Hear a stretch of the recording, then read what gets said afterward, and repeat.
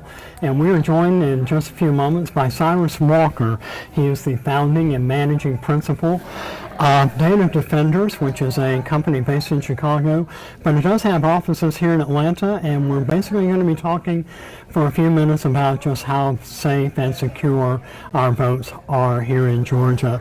We're bringing on camera Cyrus Walker now. Thanks so much for joining us, and really just talk to us a little bit about some of the issues that we have faced in the past in terms of election security and ballot security.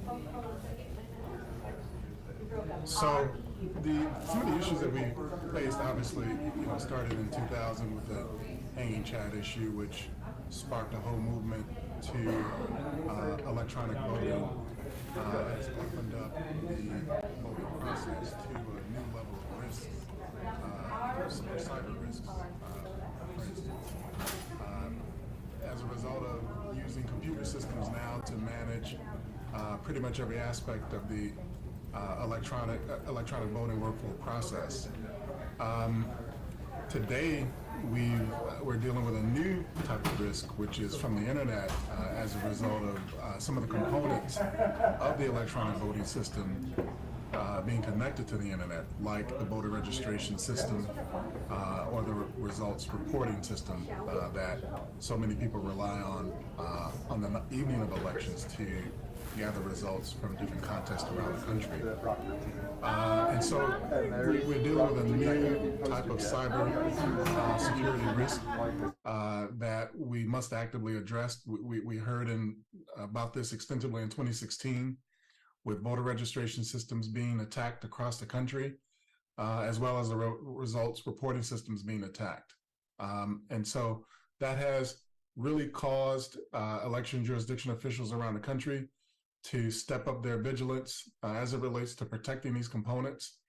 And so today, election jurisdictions officials around the country have implemented cybersecurity programs to protect these these particular components of the electronic voting system.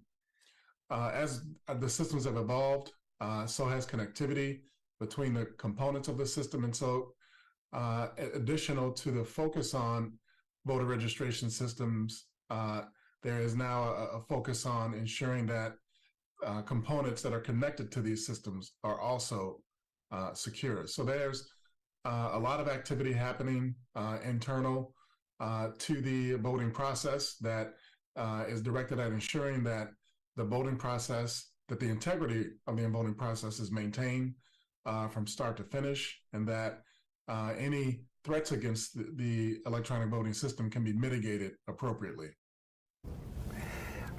You mentioned the hanging chads of the 2000 presidential election between George W. Bush and Al Gore, and that was really the first time that a lot of us had ever really had the cause or the issue to really question the integrity of our vote. And then obviously we all remember what happened 2 years ago when names like Dominion voting system, a name that most Georgians had never even heard of, was suddenly in the news.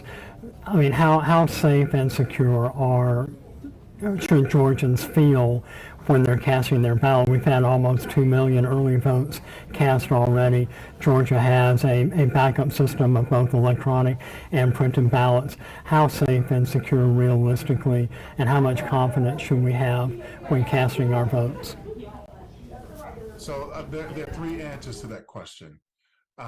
Start with your last question: how confident should Georgians feel when they're casting their votes? I believe you should approach this with a high level of confidence based on the fact that election jurisdiction officials are doing everything possible in cooperation with the federal government to ensure that they can identify any threats and mitigate those threats.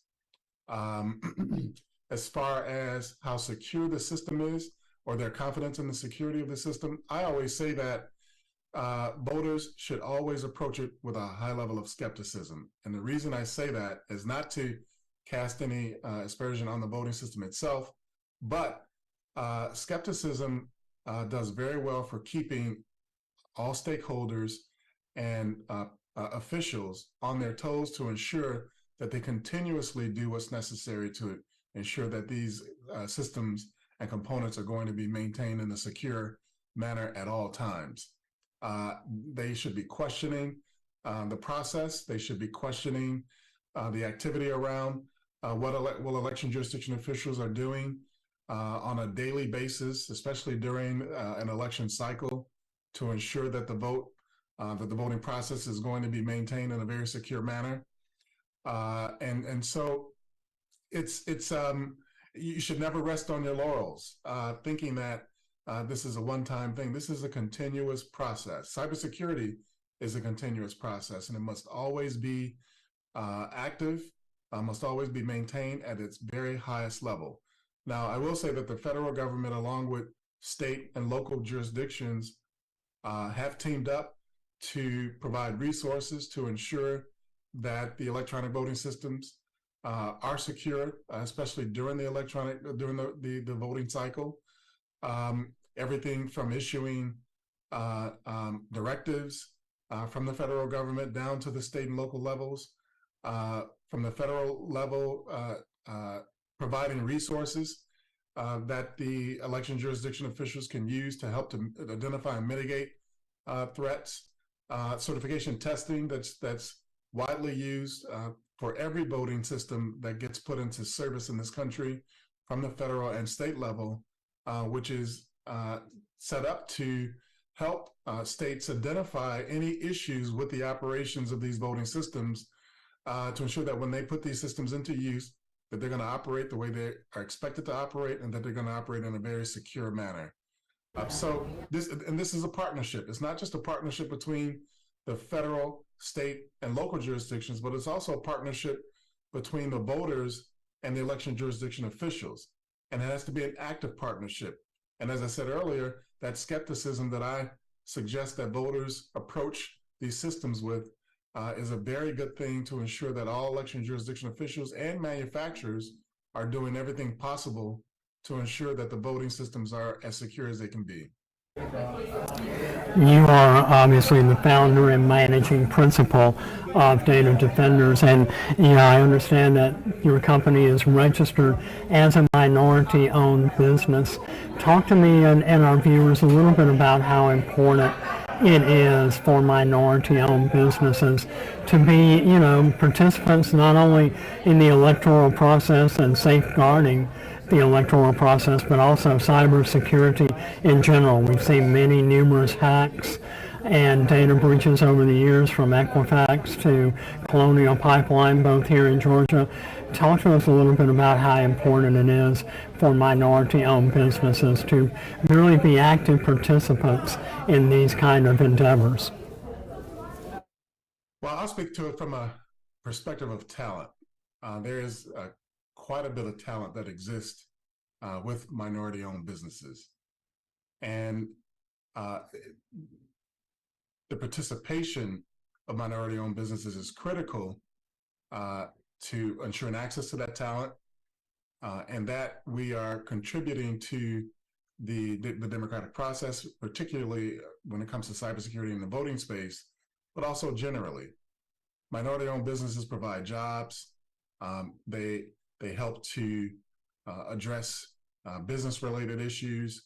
They're very skilled and capable, just as any other business is, in delivering services and products that can help particularly local municipalities to run better operations, to address issues.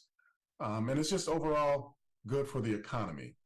We know that 75% of the workforce in this country is employed by small businesses, and a good chunk of that are minority businesses. So we are doing ourselves a great justice by getting minority businesses involved in the economic engines that run our communities, our states in this country, because it's just good for everyone in the long run.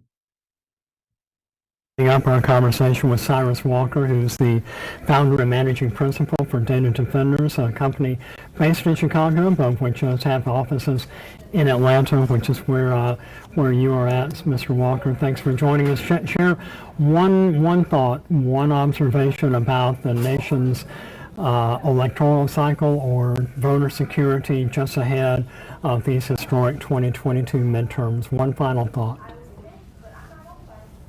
my final thought would be vigilance is key. Vigilance from both the federal, state, and local jurisdictions, but as well as from voters that are going to the polling places, that are casting their votes. It's important that we all stay on our toes, that we are all mindful of activity that's happening, because we can mitigate this risk against our electronic voting system quite effectively, but we all must remain vigilant in doing so. Thanks for joining us, Cyrus Walker, and thanks to all of you for watching Atlanta News First.